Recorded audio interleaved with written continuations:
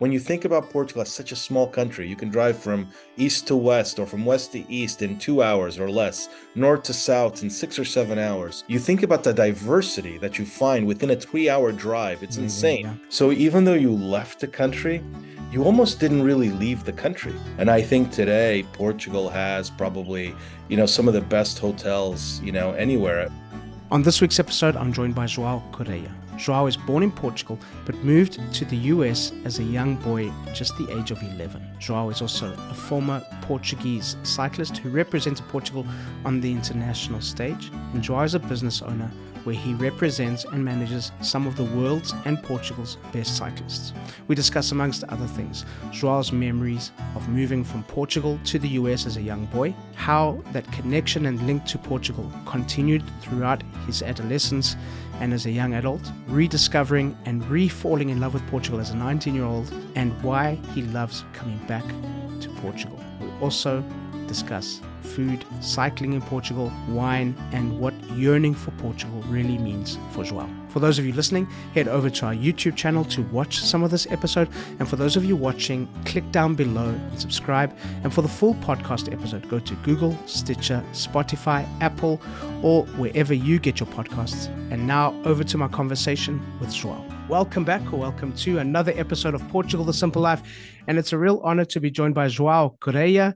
Joao, bon dia for you, all the way in California. Thanks for being on the podcast. How are you? I'm very well. Thank you very much for having me. It's an honor to be here. Originally, the idea was that we'd be doing this while you were in Portugal, but here we are. We're 8 hours apart from each other. So thank you for doing this so early. Have you had some coffee at least to start the day? I did. Yeah, I started with a cup of coffee already. Joao, why don't you start off telling us a little bit about you?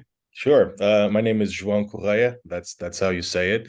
Although, it's in English, it's really, really hard. I'm a sports agent. I represent professional cyclists that you see in the Tour de France. And I own a luxury bike touring company called Ingamba, which is actually based in Portugal. I've been living in the US since I was 11 years old. And now I spend most of my time back and forth between the US and Lisbon in Portugal. What were your memories, Joao, about the move, about moving from this sort of village environment that you grew up into to America? Can you remember much about that? Yeah, I don't remember a ton, but I have some very specific memories. I remember arriving in JFK and running to my dad, and seeing him.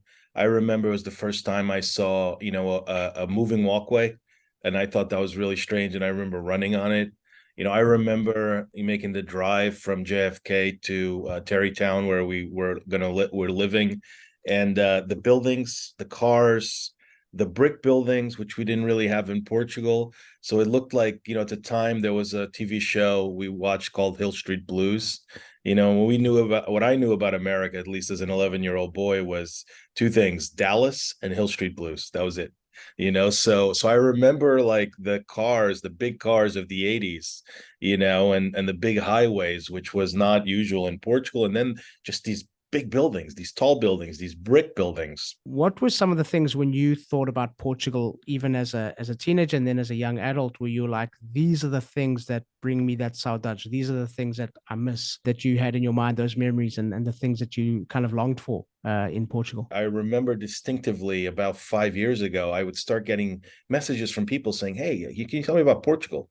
And because I was the only Portuguese person they knew, I'm thinking of moving to Lisbon. And I remember thinking, what, really? And all of a sudden it was like 5, 6, 7, 8, 10 of these folks that I had PDFs I would send people and some introductions I would make for people. And I kind of like almost went in that wave as well and thought, oh, wait, maybe there's something here, I should look deeply into, So I think it's very different as a kid to think about the country. I think for me, it wasn't until I was 19 that I did my first sort of solo trip around the country by train and bus, where I really started to fall in love with the country. And actually, the very first trip we did in Portugal for Ingamba, which was a trip that went through the Douro Valley, finished in Minho, and started in Serra da Estrela. It was really a trip with all of these little hotels that I had discovered that were just absolutely amazing. And this was about 10 years ago. Places like Casa do Coro in Marialva, Casa das Penhas Douradas in the Serra da Estrela,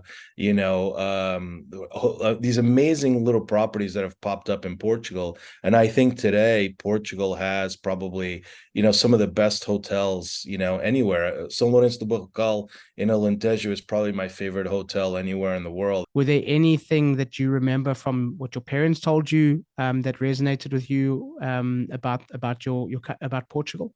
I mean, you obviously you stay connected to the cuisine because at home you continue to eat Portuguese food, and then within these immigrant communities, these Portuguese pockets in different places, you live in a Portuguese community in a way. I mean, we lived in Terrytown in Westchester County, about 45 minutes north of New York City on the Hudson Valley, and we lived within a Portuguese community. There were Portuguese clubs, there was Portuguese stores.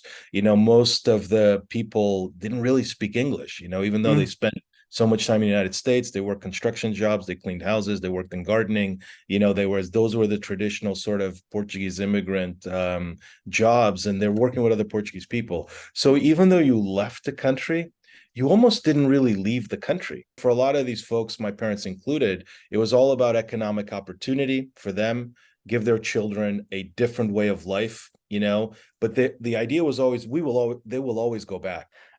What do you think Portugal has to offer for people from the States? I think it has a lot to offer. I mean, I think the climate in the United States has really shifted in the last 10 years, and especially in the last 5 years. I think there's a lot of people that are trying to get away from that. They want something a little calmer. Are you talking I think political climate? political climate, yeah, Okay. political climate, sense of safety, people just kind of seeing things like school shootings on a regular basis, this polarization of both sides of the political spectrum, completely, I think, is turning off a lot of people where they just don't want to be in that environment. The cost of living is, I think, is a huge factor. Portugal is incredibly safe. You hardly ever hear of true violent crime in the country.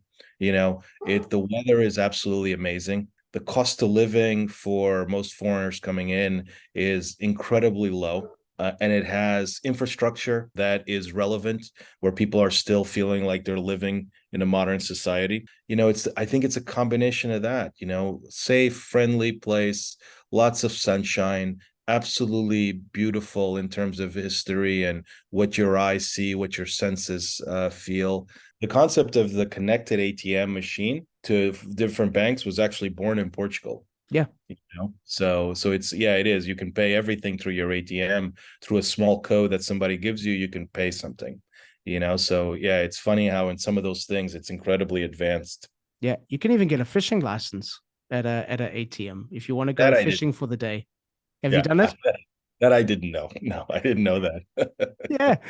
I learned this the other day. You could just go there, get a fishing license for the day from an ATM, which is pretty cool. What are things that you appreciate about Portugal when you come here? As I've gotten older, that my yearning for Portugal has gotten stronger, Mm. and I started spending more time in Portugal. And then when my parents re-immigrated back, I started spending even more time there. And now it's like I kind of did the full, I'm basically back. Basically back in Portugal. And it's really surprising because I never thought that would happen, but it's something that I think is very primal. It's the yearning of your body to go home, the yearning of your body to connect with a place where, in a way, in a primitive way, everything kind of makes sense. You're grounded in that place. Well, let's you mentioned a couple of times food. I do follow you on Instagram, and I do see the many publications where you're sitting watching the guys cycling at Yeah. a nice Portuguese tasca. What do you enjoy about the food? I love the difference in the cuisine from meat to fish. I think it's a very rich cuisine. It's a cuisine that's super underrated. I love the mixture of it, the emphasis naturally on just everything natural. It's just something that, comes very natural to Portuguese people. That, one of my favorite places to eat is actually the house of the Portuguese national team coach, cycling coach, who I'm very close to, and he basically grows everything.